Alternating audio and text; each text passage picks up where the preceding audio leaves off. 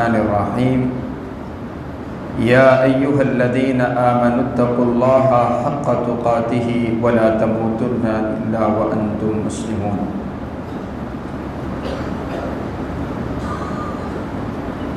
معزز سامعین،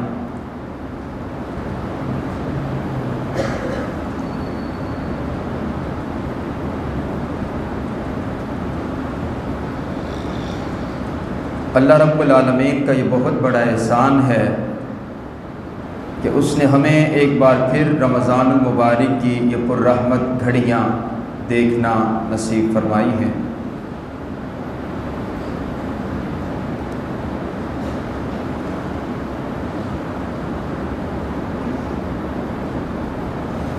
درس سے پہلے مجھے جیسے محترم حاجی صاحب فرما رہے تھے کہ آپ اپنی بات کا اظہار پہلے کر دیں۔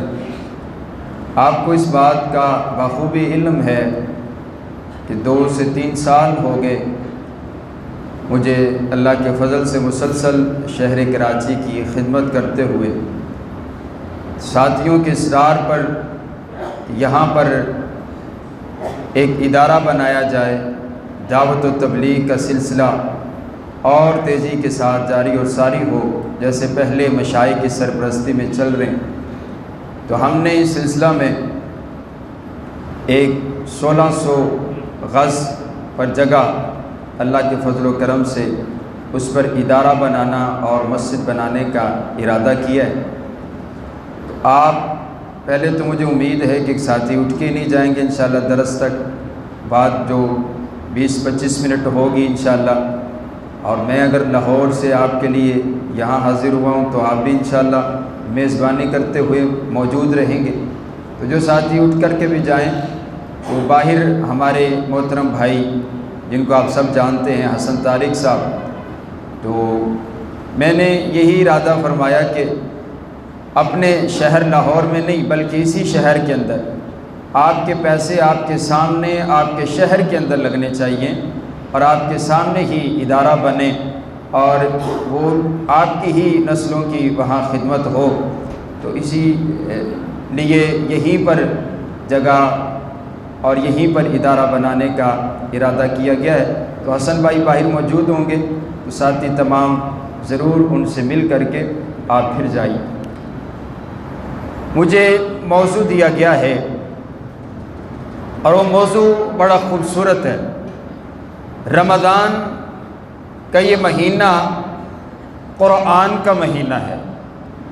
یہ رمضان کو جو عزت، عظمت، شان اور مقام ملی ہے، یہ قرآن کی وجہ سے ملی، اور قرآن جو ہے یہ اللہ کا کلام ہے۔ بولیے قرآن اللہ کا، بولیں آپ کو پتہ لگے روزہ رکھ کر کے کیسے تقریر کرتے ہیں، ذرا بولیں قرآن اللہ کا کلام ہے۔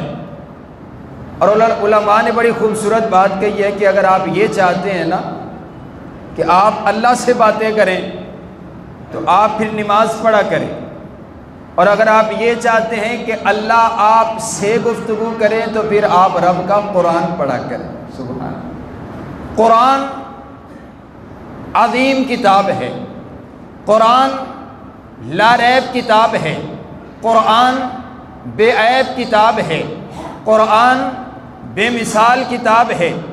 اس جیسی کتاب، اس جیسا کلام کائنات میں آیا ہی کوئی نہیں، اور جتنی کائنات کے اندر کتابیں موجود ہیں آپ دیکھیں تو کتاب کے آخر پر لکھا ہوتا ہے کہ اگر اس کتاب کے اندر کوئی غلطی کوتاہی موجود ہو تو ہم سے رابطہ کیا جائے، ہمیں بتلایا جائے، آخر پر لکھا ہوتا ہے۔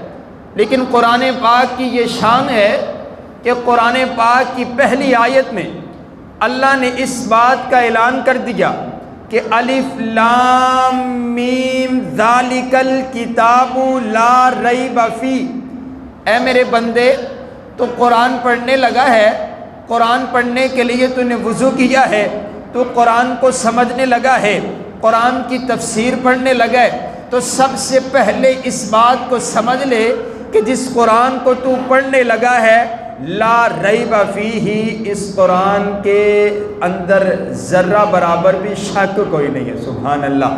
اس قرآن کے اندر ذرہ برابر بھی غلطی کوئی نہیں، کوتاہی کوئی نہیں ہے، اس کی صورتوں میں غلطی کوئی نہیں، اس کے سپاروں میں غلطی کوئی نہیں، اس کی آیات کے اندر غلطی کوئی نہیں، اس کی زبر پیش کے اندر غلطی کوئی نہیں۔ جبریل لے کر کے آیا، امین اتنا ہے کہ غلطی کوئی نہیں، اللہ نے نازل فرمایا، اس میں بھی شک کوئی نہیں، نبی علیہ السلام کے قلب اطہر پر اترا ہے، اس کے اندر بھی شک کوئی نہیں ہے، یہ تمام جہانوں کے لیے ذکر ہے، اس میں بھی شک کوئی نہیں ہے۔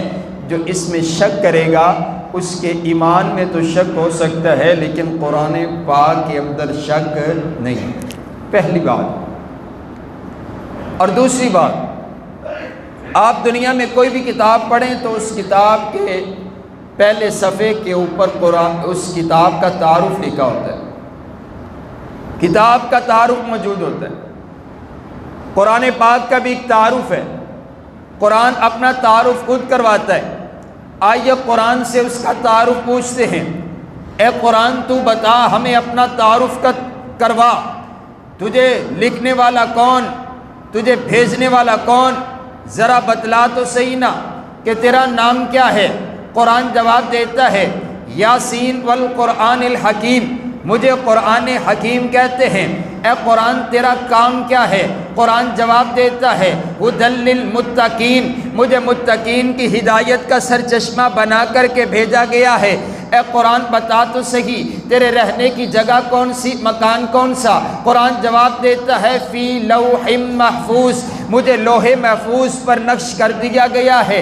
اے قرآن بتلا تو صحیح نا کہ تجھے نازل کرنے والا کون ہے؟ قرآن جواب دیتا ہے، تنزیل من رب العالمین، مجھے تمام جہانوں کے پالنے والے رب نے نازل کیا۔ اے قرآن بتا تو صحیح تو کس مہینے میں نازل ہوا؟ قرآن جواب دیتا ہے، شہر رمضان الذی انزل فیہ القرآن، میں تمام مہینوں کے سردار مہینہ رمضان المبارک کے مہینہ میں نازل ہوا ہوں۔ اے قرآن بتا تو صحیح تیرا اکرام کیا ہے؟ قرآن جواب دیتا ہے، وَإِذَا قُرِئَ الْقُرْآنُ فَاسْتَمِعُوا لَهُ، میرا اکرام یہ ہے کہ جب مجھے پڑھا جائے تو مجھے خاموشی کے ساتھ، ادب کے ساتھ سنا جائے۔ اے قرآن تیرا احترام کیا ہے؟ قرآن جواب دیتا ہے، لا یمسہ الا المطہرون، میرا احترام یہ ہے مجھے پاکیزگی حاصل کیے بغیر ہاتھ نہ لگایا جائے۔ اے قرآن بتلا تو صحیح تو کس زبان میں نازل ہوا؟ قرآن جواب دیتا ہے کہ میں عربی زبان میں نازل ہوا۔ اے قرآن بتلا تو صحیح تجھے نازل کس نے کیا، تجھے لے کر کے آنے والا کون ہے؟ قرآن جواب دیتا ہے، نازل بہ الروح الامین، مجھے فرشتوں کا سردار جبریل امین لے کر کے آیا ہے۔ اے قرآن تو کس رات میں نازل ہوا؟ قرآن جواب دیتا ہے، انا انزلناہ فی لیلۃ القدر، میں تمام راتوں کی سردار رات لیلۃ القدر کی رات میں نازل ہوا ہوں۔ اے قرآن تو کس پر نازل ہوا ہے؟ قرآن جواب دیتا ہے، نزل علی محمد، میں نبیوں کے سردار امام الانبیاء احمد مجتبیٰ حبیب کبریا خیر الورا بدر الدجا شمس الضحیٰ لا یمکن الثناء جناب محمد مصطفیٰ صلی اللہ علیہ وسلم کے قلب اطہر پر نازل ہوا ہوں۔ اے قرآن یہ شہر کراچی والوں کو تیرا تعارف بڑا پسند آیا، تیرا اکرام بڑا پسند آیا، تیرا احترام بڑا پسند آیا، تیرا نام بڑا پسند آیا، تیرا مقام بڑا پسند آیا، تیرا اکرام بڑا پسند آیا۔ یہ پوچھتے ہیں کہ اگر ہم تجھ کو پڑھتے ہیں، تجھ پر عمل کرتے ہیں تو ہمیں ملے گا کیا؟ قرآن جواب دیتا ہے کہ اگر میرا ایک حرف پڑھو گے میں تمہیں 10 نیکیاں دلوا دوں گا، اگر مجھے اٹک اٹک کے پڑھو گے میں 20 نیکیاں دلوا دوں گا، اگر مجھے دیکھ کر کے پڑھو گے میں ناصرہ خاں کہلوا دوں گا، اگر مجھے حفظ کر لو گے میں حافظ قرآن کے القاب دلوا دوں گا، اگر میری تفسیر کو سمجھ لو گے میں مفسر قرآن کے تمغے دلوا دوں گا، اگر مجھ کو پڑھ کر کے مجھ پر عمل کر کے زندگی گزار کر کے آ جاؤ گے میں رب کے سامنے تمہاری سفارش کر کے تم کو جنت کا داخلہ عطا کروا دوں گا۔ سبحان اللہ۔ قرآن بڑی باوفا کتاب، قرآن سے دوستی لگائی، قرآن جیسی کتاب اور دوست باوفا دوست دنیا کائنات میں کوئی نہیں۔ آپ توجہ کریں، میں آپ کو لے کر کے چلتا ہوں۔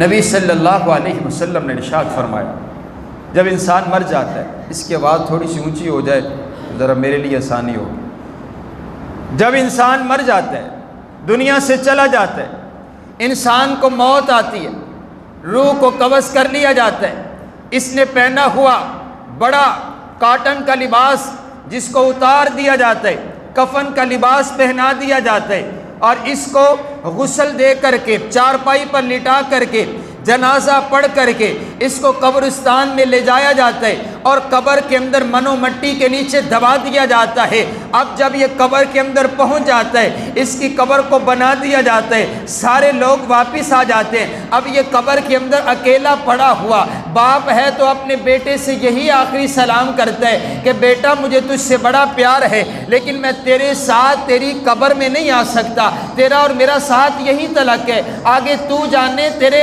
اعمال جانے۔ بیٹا ہے تو باپ سے یہی کہتا ہے کہ بابا مجھے تجھ سے بڑا پیار ہے، لیکن میں تیرے ساتھ تیری قبر میں نہیں جا سکتا۔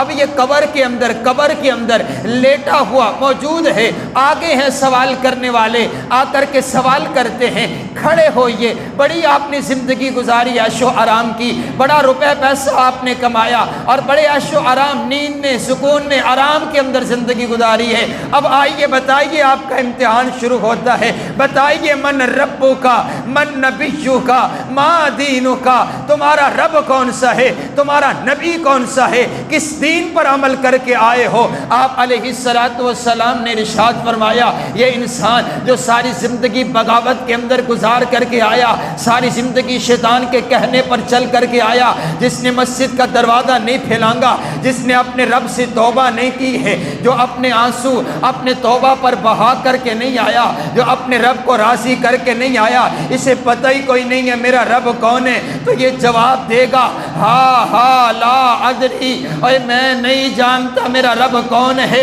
ہا لا ادری، میں نہیں جانتا میرا نبی کون سا ہے، ہا لا ادری، میں نہیں جانتا میرا دین کون سا ہے۔ آپ علیہ السلام نے منظر بیان کیے، آپ فرماتے ہیں اس کے قبر کے اندر اس کے لیے جہنم کی کھڑکی کو کھول دیا جائے گا، اس کی قبر کے اندر جہنم کا بچھونا، آگ کا بستر بچھا دیا جائے گا، اور آپ علیہ السلام نے یوں ہاتھ کے اندر ہاتھ دے کر کے مثال دے کر کے بات کو سمجھایا ہے۔ آپ فرماتے ہیں یہ انسان جو اللہ کا باغی ہے، بغیر توبہ کیے ہوئے قبر کے اندر چلا گیا، جس کو سوالوں کے جواب نہ آئے، پہلی رات کے اندر قبر اس کو اتنی زور سے دبائے گی، آپ فرماتے ہیں ایسے دبائے گی کہ اس کی دائیں پسلیاں بائیں طرف اور بائیں پسلیاں دائیں طرف آ کر کے رہ جائے گی، اور یہ چیخ و پکار کرے گا، اور اس کی چیخ تمام کی تمام مخلوقات کو، جنوں اور انسانوں کے علاوہ سنائی دی جائے گی، اور وہ اپنے رب سے پناہ مانگیں گے، اپنے رب سے توبہ کریں گے۔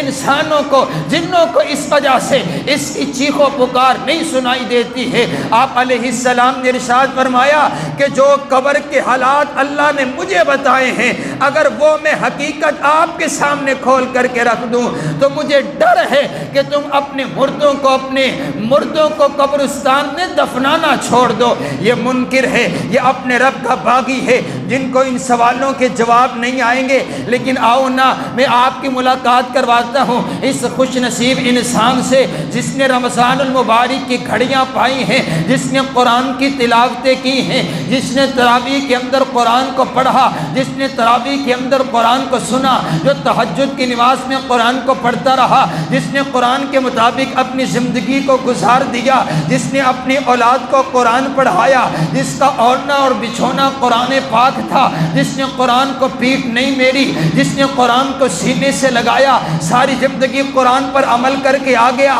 اب جب یہ قبر کے اندر پہنچتا ہے، سائل سوال کرنے والے فرشتے آتے ہیں اور آ کر کے پوچھتے ہیں من ربو کا، بتا تیرا رب کون سے، من نبیشو کا، ماں دینو کا۔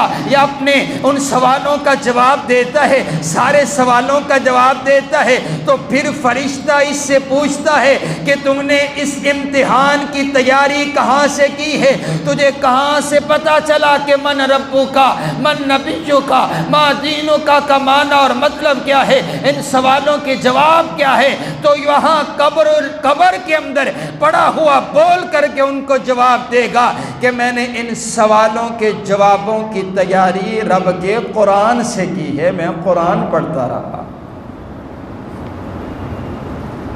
فیصلہ نہیں ہو گیا کہ جس نے قرآن پڑھا اور قرآن پر زندگی گزاری ہے، یہ قرآن تیاری ہے نا۔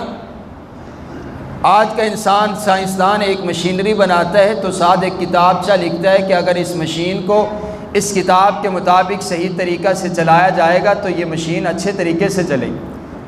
اللہ نے اس انسان کو پیدا فرمایا اور اس کے ساتھ ہدایت کے لیے، رہنمائی کے لیے کتاب نازل فرمائی ہے کہ اے انسان تو نے چلنا ہے تو میری دی ہوئی اس گائیڈ لائن پر چلنا ہے، اگر اس پر چلے گا تو پھر کامیاب کامران ہو جائے گا۔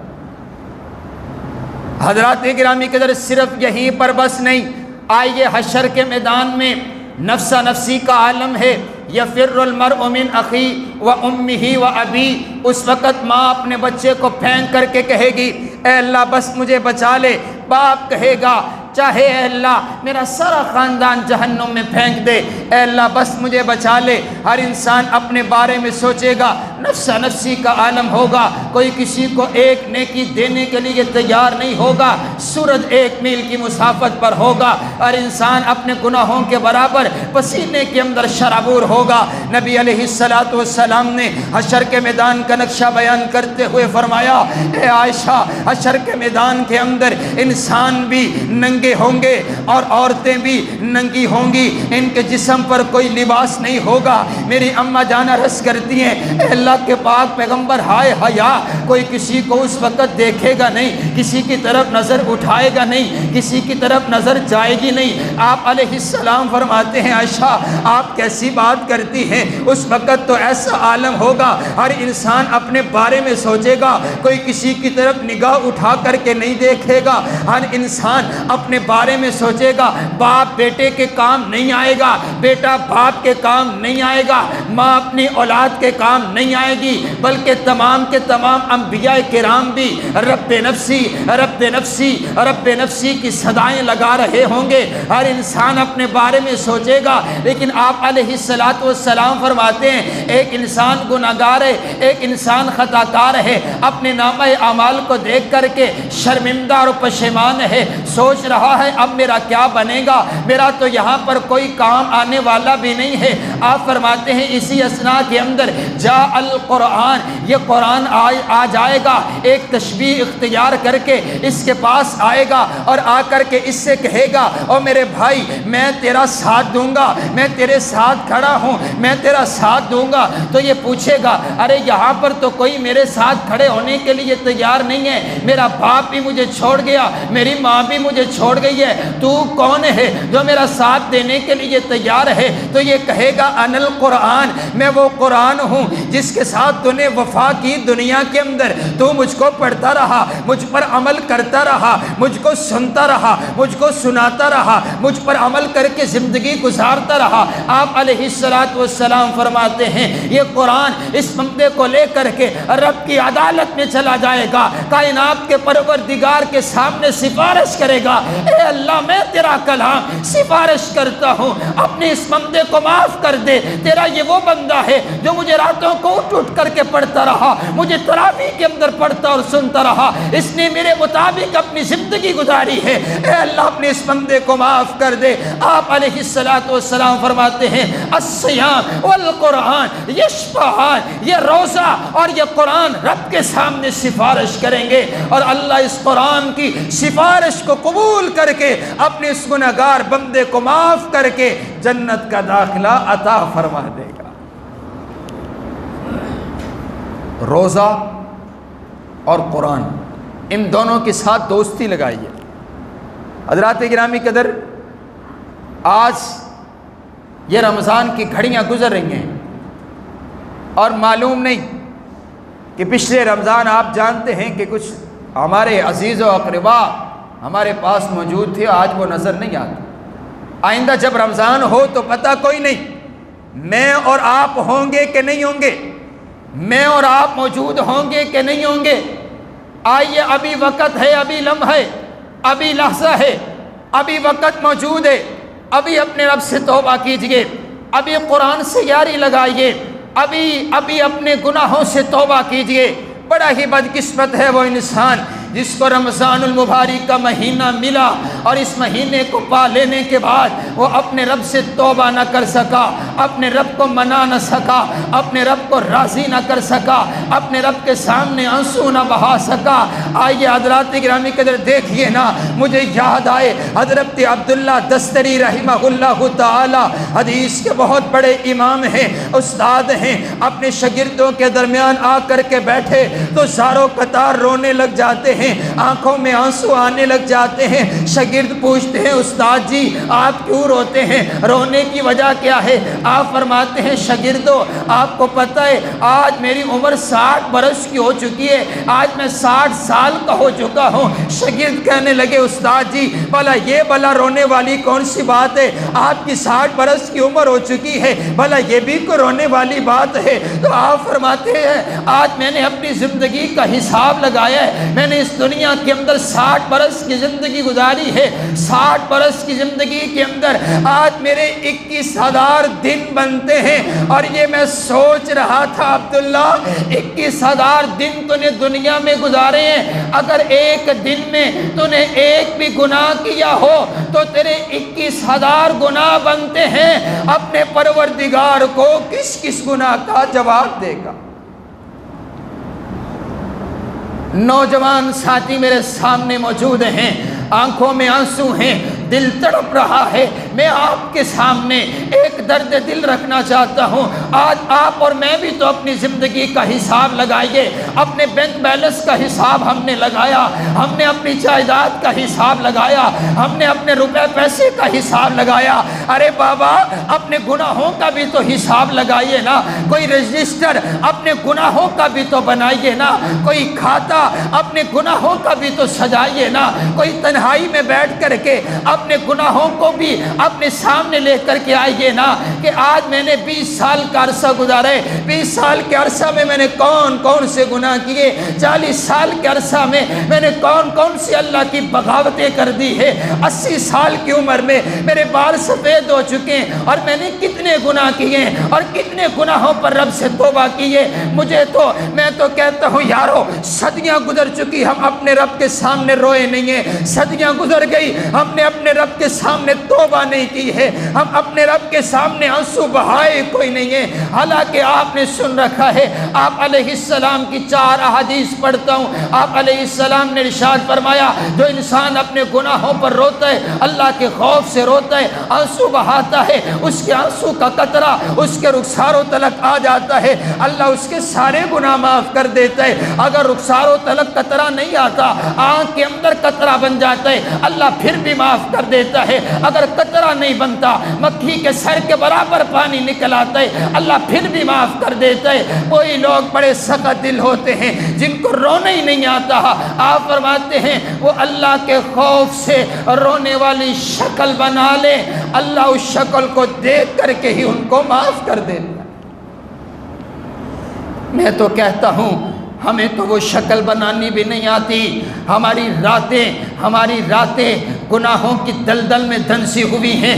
مجھے تو کہنے دیجئے ہماری صبح بھی گناہوں کے اندر، ہماری شام بھی گناہوں کے اندر، ہماری رات بھی گناہوں کے اندر، میرا چلنا بھی گناہوں کے اندر، میرا دیکھنا بھی گناہوں کے اندر، لیکن اس کے باوجود بھی میں اللہ کی زمین کے اوپر گناہ کرنے کے بعد اسی طرح دندناتا پھرتا ہوں اور مجھے خوف نہیں آتا، میں اپنے رب کے سامنے روتا نہیں ہوں۔ اے میں اتنا بڑا باغی ہو گیا، اللہ کے سامنے سینہ تار کر کے کھڑا ہو گیا ہوں، میں گناہ کرنے کے بعد بھی میں شرمندہ نہیں ہوتا، گناہ کرنے کے بعد بھی میری آنکھوں سے آنسو نہیں بہتے ہیں، گناہ کرنے کے بعد بھی اللہ کی زمین کے اوپر اسی طرح دندناتا پھرتا ہوں۔ مجھے کہنے دیجئے یہ زمین بھی کہتی ہوگی اے اللہ مجھے آرڈر کیجئے، مجھے حکم کیجئے، یہ تیرا باغی میرے اس سینے کے اوپر تیری بغاوتیں کرنے کے باوجود بھی اسی طرح اکڑ کر کے چل رہا ہے۔ آپ مجھے اجازت دیجئے میں اپنا اپنا سینہ کھولوں اور اس بندے کو اپنے سینے میں لے کر کے اس کو دبا کر کے رکھ دوں، کائنات کا مالک بھی کہتا ہوگا اے میری زمین ٹھہر جا، مجھے اپنے بندے کی توبہ کا انتظار ہے، کبھی تو آئے گا میرے دروازے پر آ کر کے آنسو بہائے گا، کبھی تو شرمندہ ہوگا اپنے کیے پر، کبھی تو آ کر کے کہے گا اللہ مجھے معاف کر دے۔ آپ اور میں زندگی کی اس انداز میں گزارتے ہیں، لیکن آؤ دیکھو تو صحیح نا، آپ علیہ السلام کا رمضان دیکھیے، آپ کی زندگی دیکھیے، آپ کے شب و روز دیکھیے، آپ کی نماز دیکھیے، نبی علیہ السلام نماز پڑھا رہے ہیں، صحابہ نقشہ بیان کرتے ہیں، آپ اتنا زار و قطار روتے ہیں، جب جہنم کا تذکرہ آتا ہے آپ اتنا روتے ہیں، آپ اتنا زار و قطار روتے ہیں، آپ بیان کرتے ہیں ایسا لگتا ہے جیسے چولہے پر ہنڈیا رکھی ہو، جیسے ہنڈیا کے ابلنے کی آواز آتی ہے ویسے میرے نبی کے سینے سے آواز آیا کرتی تھی۔ آپ دیکھیے حضرت فاروق اعظم یوں زمین پر بیٹھے ہوئے ہیں، زمین سے ایک تنکا اٹھاتے ہیں اور تنکا اٹھا کر کے کہتے ہیں اے کاش میں یہ تنکا ہوتا، میں عمر نہ ہوتا، مجھے اپنے رب کے سامنے کھڑا نہ ہونا پڑتا، مجھے اپنی زندگی کا حساب نہ دینا پڑتا، اے کاش یہ میں تنکا ہوتا، میں مٹ جاتا، مجھے اپنے رب کے سامنے حساب نہ دینا پڑتا۔ کون سیدنا فاروق اعظم جو چلتے بولتے زمین پر ہیں، اللہ قرآن عرشوں سے نازل کر دیتا ہے، کون سیدنا فاروق اعظم جن کو میرے نبی نے دین اسلام کی عزت کے لیے مانگا اور کہا اللہم اعز الاسلام بعمر بن الخطاب، اے اللہ عمر کو اسلام کی عزت کے لیے عطا کر دے۔ کون سیدنا فاروق اعظم جن کے لیے آپ علیہ السلام نے فرمایا جس راستے پر فاروق اعظم چلتا ہے شیطان وہ راستہ چھوڑ دیتا ہے، شیطان سیدنا فاروق اعظم سے ڈرتا ہے۔ کون سیدنا فاروق اعظم جو دن کو انسانیت کی خدمت کرتے ہیں، رات کو اللہ کے سامنے ایک حصہ کھڑے ہو کر کے عبادت کرتے ہیں۔ کون سیدنا فاروق اعظم جنہوں نے 22 لاکھ مربع میل پر اسلام کا پرچم لہرا دیا۔ کون سیدنا فاروق اعظم جنہوں نے میرے نبی کے پیچھے نمازیں پڑھی ہیں، میرے نبی کے ہاتھ پہ ہاتھ رکھ کر کے بیعت کی ہے، میرے نبی کے صحابی ہیں، میرے نبی کے غلام ہیں، میرے نبی کے جانثار ہیں، میرے نبی کے وفادار ہیں، میرے نبی کے غبدار ہیں، میرے نبی کا کلمہ پڑھنے والے، میرے نبی کے مصلی پہ کھڑے ہو کر کے نمازیں پڑھانے والے، خلیفہ صوم ہیں، امت مسلمہ کی خدمت کرنے والے، جن کے لیے میرے نبی نے ارشاد فرمایا تھا لو کان بعدی نبی لکان عمر، اگر میرے بعد اس زمین کے اوپر کسی نے نبی بن کر کے دنیا میں آنا ہوتا فاروق اعظم ایک نبی بن کر کے دنیا میں آتا۔ اتنا بڑا انسان اپنے گناہوں کو یاد کر کے اپنے رب کے سامنے رو رہا ہے۔ آپ کا اور میرا تو شمار ہی نہیں ہوتا۔ اگر آپ ناراض نہ ہوں تو میں آپ کے سامنے کہوں کہ جو غلطیاں ہم کرتے ہیں، جو گناہ ہم نے کر رکھے ہیں، جو کالے کرتوت ہمارے ہیں، اگر وہ گناہ ہماری پیشانی پر لکھ دیے جائیں تو ہمارے گھر والے ہمیں اپنے گھر میں داخل نہ ہونے دیں کہ تم اتنے گندے لوگ ہو، تم اتنے گناہگار لوگ ہو، تم نے اتنی اللہ کی بغاوتیں کی ہیں، تمہاری زندگی میں اتنی سیاراتے ہیں۔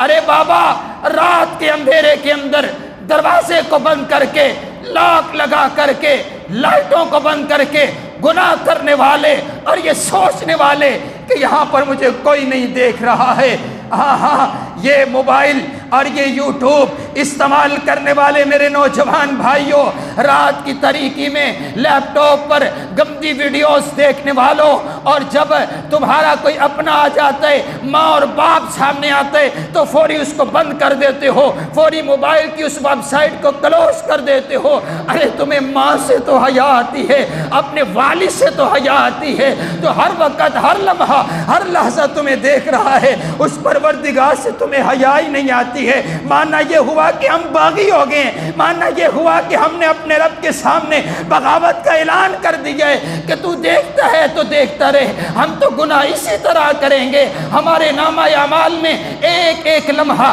ایک ایک لحظہ لکھا جا رہا ہے۔ حضرات گرامی قدر دیکھیے، میں آخری چند باتیں کر کے بات کو ختم کرتا ہوں۔ حضرت سیدنا عثمان غنی رضی اللہ تعالی عنہ قبرستان میں جب جاتے ہیں، قبر کو دیکھ کر کے زاروں قطار رونے لگ جاتے ہیں۔ ساتھی پوچھتے ہیں یار کیا بات ہے، آپ کے سامنے بڑے بڑے جہنم کا تذکرہ ہوتا ہے، آپ اتنا نہیں روتے ہیں جتنا آپ قبر کو دیکھ کر کے روتے ہیں۔ تو آپ فرماتے ہیں میں نے اپنے نبی سے سنا ہے، میں نے اپنے نبی کی زبان اطہر سے سنا ہے، یہ قبر کی پہلی رات بڑی سخت ہے، جو یہاں سے پاس ہو گیا وہ آگے بھی پاس ہو جائے گا، یہاں کا امتحان بڑا سخت ہے، اس لیے میں قبر کو یاد کر کے روتا ہوں۔ آپ نہیں جانتے کون سیدنا عثمان غنی ہیں جن کو آپ علیہ السلام نے ارشاد فرمایا ما علی عثمان ما عمل بعد اليوم، عثمان نے مجھے اتنا راضی کیا ہے، عثمان نے مجھے اتنا راضی کیا ہے، آج کے بعد عثمان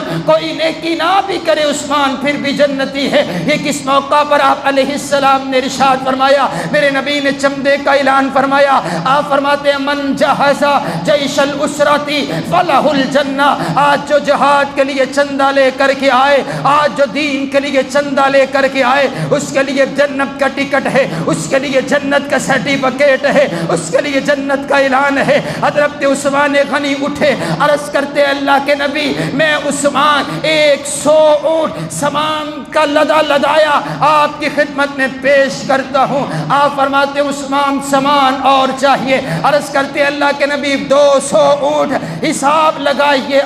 آپ نے عید کے موقع پر 1 اونٹ قربان کرنا ہو تو آپ حساب لگاتے ہیں 100 اونٹ۔ بڑے بڑے مالدار ایسے ہیں جن کو اللہ تعالیٰ نے پھر یہ توفیق بھی عطا فرمائی ہے، دعا کیا کیجئے اللہ اگر مال دے تو سیدنا عثمان غنی جیسا دل بھی عطا فرمائے۔ آپ فرماتے اور چاہیے، فرمایا 300 اونٹ، فرمایا اور چاہیے، کہا 400 اونٹ۔ میں نے ایک روایت میں پڑھا ہے حضرت سیدنا عثمان غنی نے کھڑے کھڑے 600 اونٹ اللہ کے راستے میں اللہ کے دین کے لیے قربان کر دیے۔ میرے نبی اتنا راضی ہوئے، میرے نبی اتنا خوش ہوئے، میرے نبی اتنا راضی ہوئے۔ میرے نبی فرماتے ہیں ما علی عثمان ما عمل بعد اليوم، آج کے بعد عثمان کوئی نیکی نہ بھی کرے عثمان پھر بھی جنتی ہے۔ آپ فرماتے عثمان تھوڑا سامان اور چاہیے، نقدی پیسے بھی چاہیے۔ حضرت عثمان غنی گھر جاتے ہیں، 1000 سونے کے سکے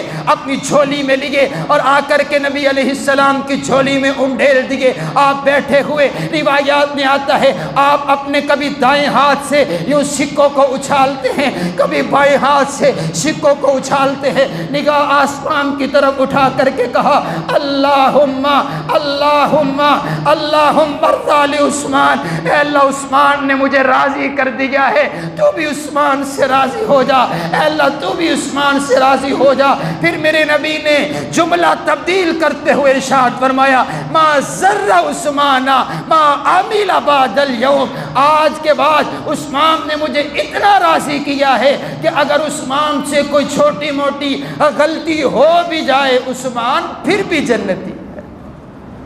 وہ سیدنا عثمان غنی قبر کو دیکھ کر کے روتے ہیں۔ آپ اپنے سے جواب دیجئے، سوال کرتا ہوں آپ سے، کتنی بار آپ قبرستان کے، پہلی تو بات ہے ہم قبرستان جاتے نہیں ہیں، بھرا ہمارا کیا کام قبرستان میں۔ آپ نے فرمایا جایا کیجئے تمہیں موت یاد آئے۔ ہمارے ایک محترم دوست تھے شیخ، فرمانے لگے جب ہفتے کی رات ہوتی ہے تو میں اپنے بچوں کو پارک میں لے کے نہیں جاتا، قبرستان میں لے کر کے جاتا ہوں اور جا کر کے انہیں بتاتا ہوں بیٹا جس گھر سے تم آئے ہو وہ تمہارا حقیقی گھر نہیں ہے، یہ تمہارا حقیقی گھر ہے، اس گھر کے لیے تیاری کر لو، اس کی روشنی کے لیے تیاری کر لو۔ وہاں روشنی آپ نے نماز کی خود لے کر کے جانی ہے، وہاں سوالوں کے جواب آپ نے خود تیار کر کے جانے ہیں۔ آئیے حضرات گرامی کے در آخری بات کرتا ہوں اسی قبر کے بارے میں۔ آپ علیہ الصلوۃ والسلام نے ارشاد فرمایا، آپ فرماتے ہیں اذا مات الانسان انقطع عملو، جب انسان مر جاتا ہے، جب انسان دنیا سے چلا جاتا ہے، اور آپ کو پتہ ہے انسان کو موت کیسے آتی ہے؟ آپ بیٹھے ہیں، آپ کی نگاہیں تر ہیں، میرا دل چاہتا ہے کہ میں آپ کے سامنے کچھ اور باتیں عرض کرتا چلا جاؤں۔ پتہ ہے موت کیسے آتی ہے؟ اس باغی شخص کو موت کیسے آتی ہے؟ اللہ کی بغاوت کرنے والے کو موت کیسے آتی ہے؟ اور آپ کو یہ بھی پتہ ہے کہ موت کب آ جانی ہے؟ ہم نے اس کرونا نے ہم نے کم از کم اس سوال کا تو ہمیں جواب دیے کہ ارے بابا، موت کے لیے تمہیں 80 سال کی عمر تک جانا نہیں پڑتا ہے، موت کے لیے تمہیں بڑا لمبا بیمار ہونا نہیں پڑتا ہے، یہ موت تو ایک بہانہ تلاش کرتی ہے۔ یہ کرونا اور یہ ورونا اور یہ بڑی بڑی لمبی لمبی اور یہ ناموں والی یہ بیماریاں، یہ کیا ہے؟ موت کا ایک بہانہ ہے۔ جب موت کا وقت مقرر ہو چکا، پتہ نہیں ہے جس بازار سے میں گزر کر کے آیا ہوں، اس بازار کی کسی دکان پر آپ کے اور میرے کفن کا لباس آ چکا ہو، معلوم کوئی نہیں ہے۔ اس مائک پر جو اس سے پہلے اعلان ہوا، حضرات ایک ضروری اعلان سنیے، محترم جناب فلاں صاحب وفات پا چکے ہیں، اگلا اعلان تیرا اور میرا بھی ہو سکتا ہے۔ اپنے نام کو سننے کی عادت ڈالیے، اپنے نام کو سننے کی عادت ڈالیے۔ آپ نے بڑی بڑی جائیدادیں خریدی ہوں گی، اپنے قبر کی جائیداد بھی خریدیے، اپنے کفن کا لباس بھی خرید کر کے رکھیے، اپنے موت کو یاد کر کے رکھیے، اپنی وصیت کو لکھ کر کے رکھیے، اپنے اولاد کو نصیحت کر کے رکھیے۔ پتہ نہیں کس وقت رات کو سوئے صبح نیند سے بیدار نہ ہو، پتہ کوئی نہیں کس وقت سر سجدے میں رکھے واپس اٹھا نہ جائے، پتہ کوئی نہیں کس وقت آپ گھر سے نکلے اور واپس کوئی نہ آئے۔ یہ زندگی کی سب سے بڑی حقیقت ہے۔ اگر اس کائنات کے اندر کسی نے زندہ رہنا ہوتا تو وہ آپ کے اور میرے نبی تھے کہ جن کو اللہ زندگی عطا کرتا۔ اگر وہ دنیا میں نہیں رہے ہیں، آپ قبرستان میں جائیے نا، وہ کون لوگ ہیں جو قبرستان میں لیٹے ہوئے، ان کی بڑی بڑی جائیدادیں اس کراچی کے اندر موجود ہوں گی، بڑے بڑے پلاسے ان کے نام پر ابھی تک موجود ہوں گے، بڑے بڑے بینک بیلنس ان کے نام پر اکاؤنٹ کھلے ہوئے ہوں گے، لیکن ان کو اس دنیا کا اب کوئی فائدہ نہیں ہے، اس کی دولت کا کوئی فائدہ نہیں ہے۔ آپ فرماتے ہیں جب ایک منکر، جب ایک باغی اس کو موت آتی ہے، بھلا اس کی روح کو کیسے قبض کیا جاتا ہے؟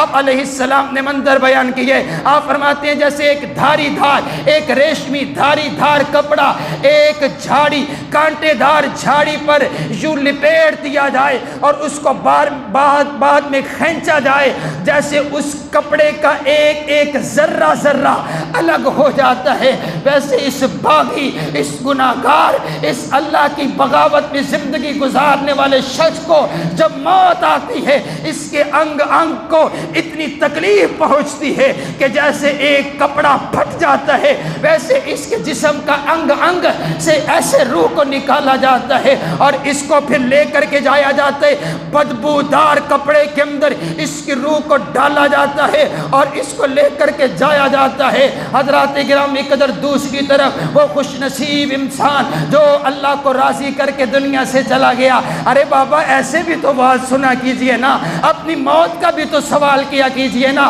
آ کر کے یہ بھی تو پوچھا کیجئے مولانا ہمیں یہ بتائیے ہماری اچھی موت کیسے آئے گی، ہمیں یہ بتائیے دنیا بڑی زگدار لی ہے، جنت کیسے ملے گی، قبر کے اندر حساب و کتاب میں ہم پاس کیسے ہوں گے، ہماری آخرت کیسے بہتر ہوگی۔ حضرات گرامی قدر، آئیے آپ علیہ السلام نے ارشاد فرمایا، میں آخری حدیث آپ کے سامنے پڑھ رہا ہوں اور یہ وہ حدیث ہے جس نے میری زندگی کے اندر انقلاب برپا کیا ہے۔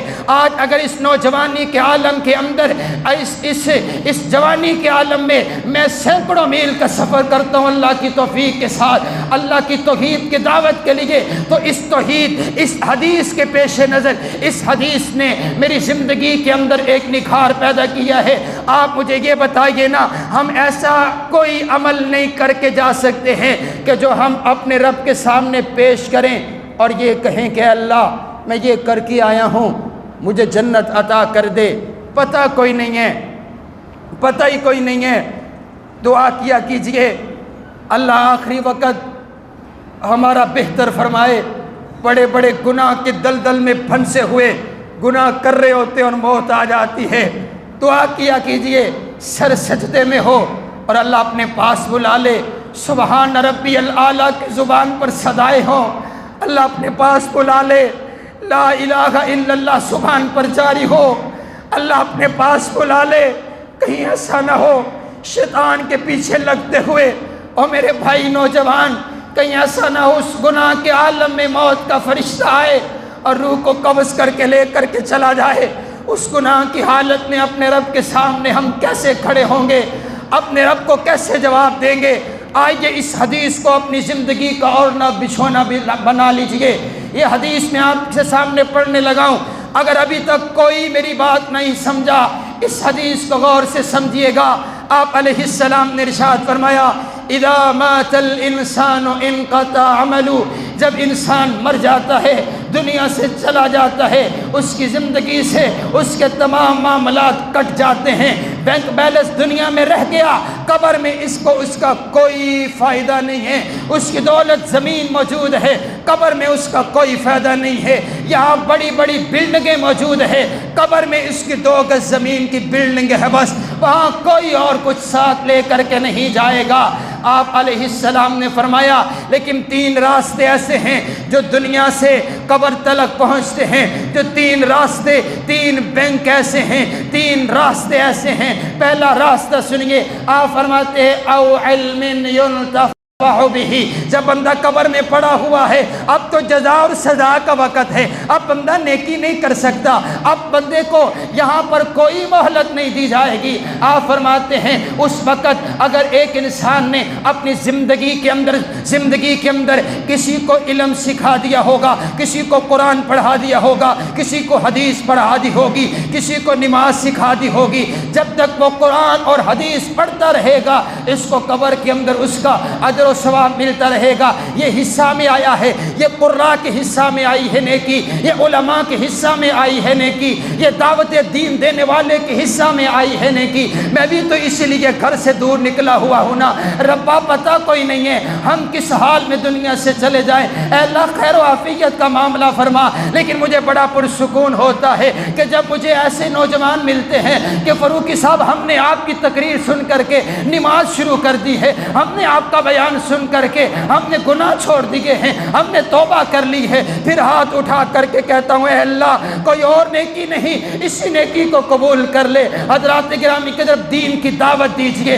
دین کی تبلیغ کیجئے، آپ دین کی دعوت دیں گے، جب تک وہ بندہ نیکی کرتا رہے گا آپ کو اس کا اجر اور ثواب آپ کی قبر کے اندر ملتا رہے گا۔ دوسری بات آپ علیہ السلام نے فرمایا او ولد صالح يدعو له، اپنی زندگی کے اندر نیک اولاد چھوڑ کر کے جائیے، اپنی اولاد کی تربیت کر کے جائیے، آپ کی ایسی اولاد ہونی چاہیے جو آپ کے جانے کے بعد آپ کے لیے ہاتھ اٹھا کر کے دعا کر سکے۔ میرے معزز سامعین مجھے یہ بتائیے، میں ایک سخت جملہ کہنے لگا ہوں، اگر آپ ناراض نہ ہو تو مجھے کہنے دیجئے گا، اگر کسی کے پاس نیک اولاد موجود نہیں ہے تو پھر وہ بے اولاد ہو کر کے دنیا سے جانے والا ہے، وہ بے اولاد ہو کر کے دنیا سے جانے والا ہے۔ ارے بابا بھلا وہ بھی کوئی اولاد ہے جو اپنے والدین کے لیے مغفرت کی دعا نہ کر سکے۔ آج کا عالم یہ ہے، آج ہم نے اپنی اولاد کو سکول کی تعلیم دی، تعلیم مکمل ہو گئی، اپنے کالج کی تعلیم دی، کالج کی تعلیم مکمل ہوئی،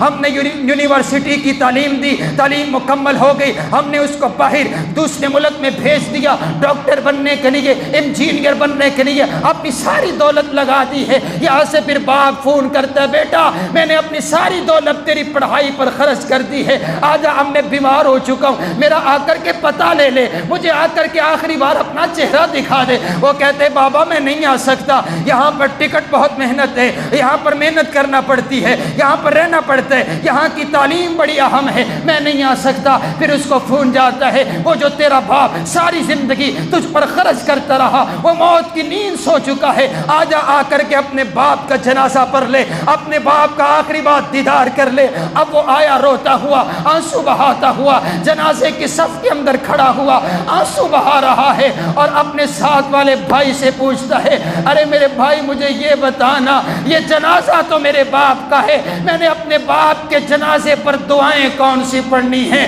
میرے باپ نے مجھے ڈاکٹری تو سکھائی ہے، میرے باپ نے مجھے تعلیم تو دلوائی ہے، لیکن میرے باپ نے مجھے قرآن نہیں پڑھایا، میرے باپ نے مجھے حدیث نہیں پڑھائی ہے، میرے باپ آپ نے مجھے دعائیں نہیں سکھلائی ہیں، مجھے نہیں پتا میں نے اپنے بابا کے لیے کیا دعا کرنی ہے۔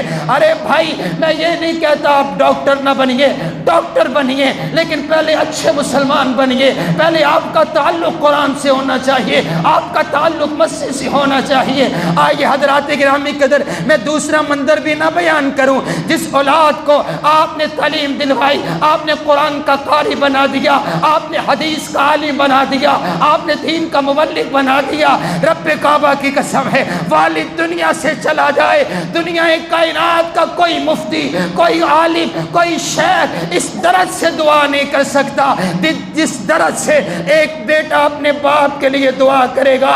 حافظ قرآن بیٹا، عالم قرآن بیٹا، مفسر قرآن بیٹا، داعی قرآن بیٹا ہاتھ اٹھا کر کے جب اپنے بابا کے لیے دعا کرے گا، اللہم اغفر لہ ورحمہ، اللہم اغفر لہ ورحمہ، اے اللہ میرے بابا کو معاف کر دے۔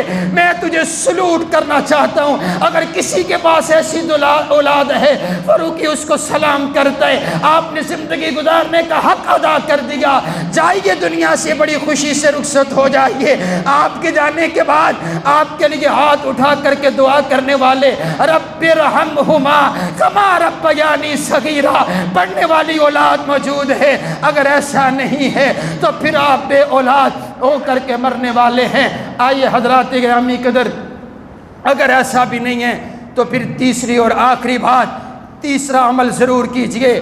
اگر اللہ نے یہ علم والا موقع بھی لے لیا، اولاد والا موقع بھی لے لیا، پھر آخری موقع اگر آپ کے پاس موجود ہے تو آپ علیہ السلام نے ارشاد فرمایا، آپ فرماتے او صدقۃ جاریہ، آپ فرماتے ہیں انسان اپنی زندگی میں دنیا کے اندر صدقہ کر کے چلا جائے، جب تک وہ صدقہ اس کا موجود رہے گا، صدقۃ جاریہ، قبر کے اندر اس کو اس کا ثواب ملتا رہے گا۔ میں آیا ہوں آپ کے پاس مسجد کے لیے، میں اپنی ذات کے لیے تو کسی سے 1 روپے نہ مانگوں، مجھے اللہ نے بہت کچھ عطا کیا ہے، لیکن میں نے جھولی پھیلائی ہے۔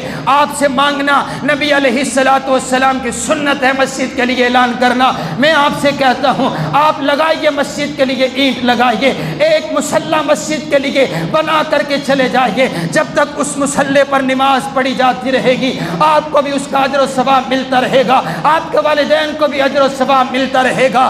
اور اللہ کی قسم اٹھا کر کے کہتا ہوں جب تک آپ قبر میں موجود ہیں، قبر کے اندر یہ جو نمازی نماز پڑھے گا اس کو جتنا ثواب ملے گا اتنا آپ کو بھی قبر کے اندر اجر اور ثواب ملے گا۔ آئیے صدقۃ جاریہ، صدقہ کر کے دنیا سے چلے جائیے۔ آئیے کم از کم ایک مصلی، میرے نبی نے فیصلہ نہیں کر دیا، آپ فرماتے من بنا للہ مسجدا بنى اللہ لہ بیتا فی الجنہ، جو اس زمین پر اللہ کی گھر بناتا ہے، اللہ کا گھر اپنی وسعت کے مطابق بناتا ہے، اللہ اپنی شان کے مطابق اس کا گھر جنت میں بناتا ہے۔ یہ اللہ کا فیصلہ ہے، یہ اللہ کا قانون ہے۔ مجھے اپنے نبی کی بات پر بڑا یقین اور بڑا اعتماد ہے۔ میرے ایک استاد تھے، انہوں نے ایک مسجد بنائی اور وہ مسجد کا سارا خرچ خود اٹھایا کرتے تھے۔ میں نے کہا استاد جی آپ اعلان کریں تو بہت سے لوگ آپ کو آپ کی مسجد کے لیے دینے کے لیے تیار ہیں، لیکن آپ سارا کچھ خود کیوں کرتے ہیں؟ کہنے لگے مولانا میں نے اپنے نبی کی حدیث پڑھی ہے، جو اللہ کا گھر بناتا ہے اللہ اس کا گھر جنت میں بناتا ہے۔ میں نے سوچا میں یہاں پر خود بناتا ہوں اور اللہ اپنی شان کے مطابق میرا گھر بھی تیار کر رہا ہوگا۔ آئیے معزز سامعین، میری آپ کے سامنے التجا ہے، آپ کے سامنے اپیل ہے، آپ کے سامنے ریکویسٹ ہے، میں نے آپ کے شہر کا انتخاب کیے اور آپ میرے لیے خصوصی طور پر دعا کریں کہ اللہ تعالی ہم سب سے دین کا کام لے لے، اللہ ہم سب کو یہ 3 کم از کم کام کرنے کی توفیق عطا فرمائے، اللہ ہمیں علم نافع عطا فرمائے جو ہم دنیا کائنات میں پھیلاتے چلے جائیں، اللہ اولاد دے تو نیک اولاد کی تربیت کرنے کی توفیق عطا فرمائے، اور اگر اللہ مال دے تو صدقہ کرنے کی توفیق عطا فرمائے۔ آپ نے فرمایا جو رمضان کے مہینہ میں 1 روپیہ دیتا ہے اللہ اس کو 70 نہیں 700 گنا عطا کرتا ہے۔ ایک مصلی کا خرچ کم از کم میرے خیال سے 10,000 روپے کے پاس ایک مصلی بنتا ہے، تو میں یہ چاہتا ہوں آپ ساتھی ایک مصلی کم از کم کہیں کہ میں انشاءاللہ 1 مصلی مسجد کے لیے، اور میں نے یہ اپنے پاس سلسلہ رکھا ہی نہیں ہے، ہماری جو کمیٹی ہے اس میں حسن طارق بھائی موجود ہیں، میں نے یہ سارا سلسلہ ان کو سونپا ہے کہ آپ نے یہ سارا سلسلہ کرنا ہے۔ میں گلی گلی جاؤں گا اور میں جا کر کے اللہ کے دین کے لیے، ساتھی مجھ سے محبت کرتے ہیں، میں آپ کے ساتھ کھڑا ہوا ہوں، تو میں یہ چاہتا ہوں کہ ایک ایک مسلح، اگر ہمارے پنجاب میں تو یہ انداز ہوتا ہے، اگر آپ ناراض نہ ہو تو میں ان کے لیے دعا کروں، جو ہاتھ کھڑا کریں کہ ایک مسلح میں دیتا ہوں، میں ان کے لیے مسافر دعا کرتا ہوں، کائنات کا پروردگار ان کو نبی صلی اللہ علیہ وسلم کا جو ہے حشر کے میدان میں شفاعت نصیب فرمائے اور آپ علیہ السلام کی زیارت نصیب فرمائے۔ ایک ایک مسلح کم از کم آپ حسن بھائی کو ضرور لکھوا کر کے جائیں، کائنات کا پروردگار آپ کے رزق جان مال کے اندر برکتوں کا نزول فرمائے۔ اللہ ہم سب سے اپنے دین کا کام لے لے۔ جتنے احباب بیٹھے ہیں، بہت سے ساتھیوں کی دعا کی درخواست ہے، اگر آپ کے پاس وقت ہو تو دعا کر لیتے ہیں انشاءاللہ۔ بہت سے ساتھیوں نے دعا کا کہا ہے، کائنات کا جتنے بیمار ہیں سب کے لیے آپ دعا کیجئے، کائنات کا پروردگار سب کو شفاء کاملہ عطا فرمائے، اور خصوصی طور پر ملک پاکستان کے حالات کے لیے کہ اللہ ہمارے اس پاک وطن کو اللہ امن کا گہوارہ بنائے۔ مسلمان کا خون اتنا سستا کبھی نہ تھا کہ یوں بازاروں میں جو ہے وہ بہتا ہوا چلتا چلا جائے۔ تمام احباب، اور آپ علیہ السلام نے فرمایا یہ آنسو کا قطرہ اللہ کو بڑا پیارا ہے، اللہ کو بڑا پسند ہے۔ کوشش کیجئے اپنے گناہوں کو یاد کر کے کائنات کے پروردگار کے سامنے التجا کریں، دعا کریں، اللہ ہم سب کے گناہوں کو معاف فرمائے۔ وَإِلَٰهُكُمْ إِلَٰهٌ وَاحِدٌ لَا إِلَٰهَ إِلَّا هُوَ الرَّحْمَٰنُ الرَّحِيمُ۔ اللهم صل على محمد وعلى آل محمد كما صليت على إبراهيم وعلى آل إبراهيم إنك حميد مجيد۔ اللهم بارك على محمد وعلى آل محمد كما باركت على إبراهيم وعلى آل إبراهيم إنك حميد مجيد۔ اللهم لا سهل إلا ما جعلته سهلا وأنت تجعل الحزن إذا شئت سهلا۔ يا حي يا قيوم برحمتك نستغيث، يا حي يا قيوم برحمتك نستغيث، يا حي يا قيوم برحمتك نستغيث۔ ربنا ظلمنا أنفسنا وإن لم تغفر لنا وترحمنا لنكونن من الخاسرين۔ ربنا ظلمنا أنفسنا وإن لم تغفر لنا وترحمنا لنكونن من الخاسرين۔ ربنا ظلمنا أنفسنا وإن لم تغفر لنا وترحمنا لنكونن من الخاسرين۔ یا اللہ ہمارے گناہوں کو معاف فرما، یا اللہ ہمارے صغیرہ کبیرہ گناہوں کو معاف فرما۔ یا اللہ جتنے بھائی بیٹھے ہیں، یا اللہ ان میں سے جتنے بیمار ہیں یا اللہ شفاء کاملہ عطا فرما۔ یا اللہ ان میں سے جتنے مقروض ہیں یا اللہ قرض دور فرما۔ یا اللہ ان میں سے جتنے پریشان حال ہیں یا اللہ پریشانیوں کو رفع فرما۔ یا اللہ ان میں سے جتنے مقروض ہیں یا اللہ قرض دور فرما۔ یا اللہ ہمارے ملک پاکستان کے حالات پر رحم فرما۔ یا اللہ میرے وطن کو امن کا گہوارہ بنا دے۔ یا اللہ میرے وطن کو امن کا گہوارہ بنا دے۔ یا اللہ ہم سب کی مدد فرما۔ یا اللہ ہم سب کی مدد فرما۔ یا اللہ اس کرونا جیسی وبا کو یا اللہ ختم فرما دے۔ یا اللہ یہ ہمارے گناہوں کی سزا ہے، یا اللہ یہ ہمارے ہاتھوں کی کمائی ہے۔ یا اللہ ہم سب اپنے گناہوں پر توبہ کرتے ہیں، یا اللہ ہم سب کو معاف فرما دے۔ یا اللہ ہم سب کو معاف فرما دے۔ یا اللہ بڑا ہی بدقسمت ہے وہ انسان جو رمضان کو پا لینے کے بعد بھی تجھے راضی نہ کر سکا، تیرے سامنے آنسو نہ بہا سکا، اپنے گناہوں کی توبہ نہ کر سکا۔ یا اللہ ہمیں بڑا ڈر لگتا ہے، یا اللہ قبر کے عذاب سے بڑا ڈر لگتا ہے، یا اللہ ہمیں بڑا ڈر لگتا ہے، یا اللہ موت کی سختی سے بڑا ڈر لگتا ہے۔ یا اللہ ہمیں ہماری آخرت کی منزل کو آسان فرما۔ یا اللہ قبر کے عذاب سے محفوظ فرما دے۔ یا اللہ قبر کے عذاب سے محفوظ فرما دے۔ یا اللہ سیدنا عثمان غنی قبر کا ذکر کر کے زارو قطار رویا کرتے۔ یا اللہ ہمیں تو رونا بھی نہیں آتا، یا اللہ ہمیں تو آنسو بہانا بھی نہیں آتا۔ یا اللہ تیرے نبی نے ارشاد فرمایا جو بندہ تیرے خوف سے رونے والی شکل بنا لے، اللہ تو اس شکل کو دیکھ کر کے معاف کر دیتا ہے۔ اے اللہ ہمیں تو شکل بنانی بھی نہیں آتی ہے، یا اللہ اپنی رحمت سے ہمیں معاف فرما دے۔ یا اللہ یہ مہینہ گزرتا چلا جا رہا، پتہ نہیں آئندہ جب یہ رمضان آئے ہم موجود ہوں گے کہ نہیں ہوں گے۔ یا اللہ ہمارے پچھلے سارے گناہ معاف کر دے، یا اللہ ہمارے پچھلے سارے گناہ معاف کر دے، یا اللہ ہمارے سارے گناہ معاف کر دے۔ یا اللہ ساری زندگی تیری بغاوت میں گزار دی ہے، یا اللہ تیری زندگی تیری نافرمانی میں گزار دی ہے، یا اللہ بڑے بڑے گناہ کیے ہیں، یا اللہ سارے گناہ معاف کر دے، یا اللہ ساری خطائیں معاف کر دے، یا اللہ حرمین شریفین کی رونقیں ہمیں واپس لٹا دے، یا اللہ حرمین شریفین کی رونقیں ہمیں واپس لٹا دے۔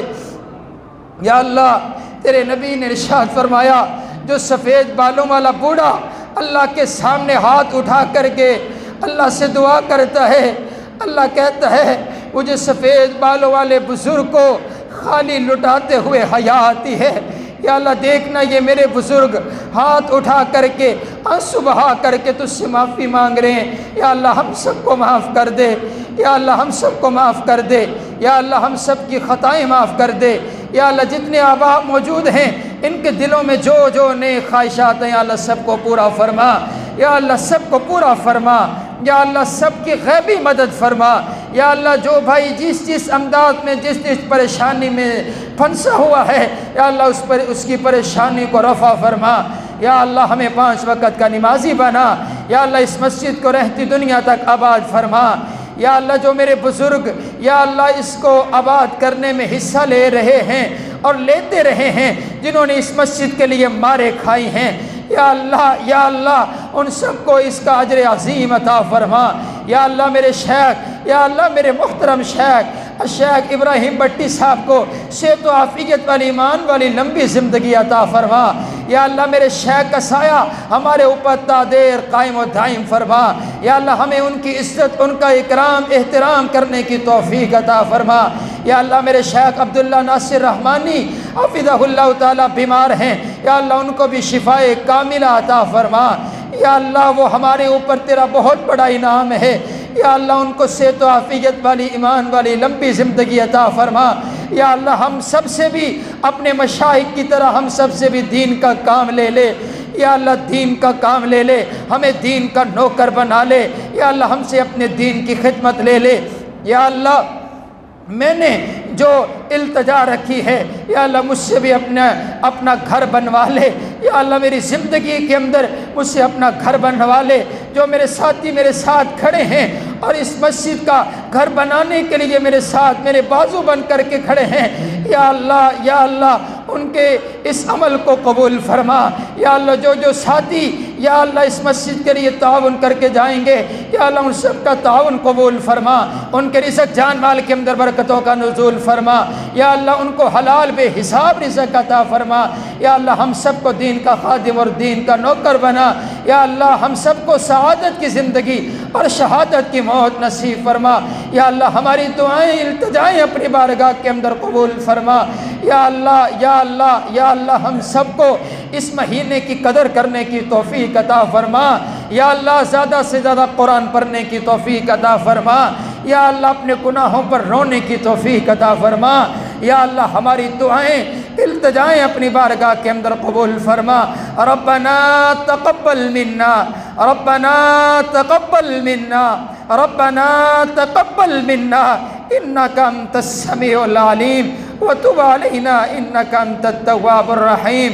سبحان ربك رب العزة عما يصفون وسلام على المرسلين والحمد لله۔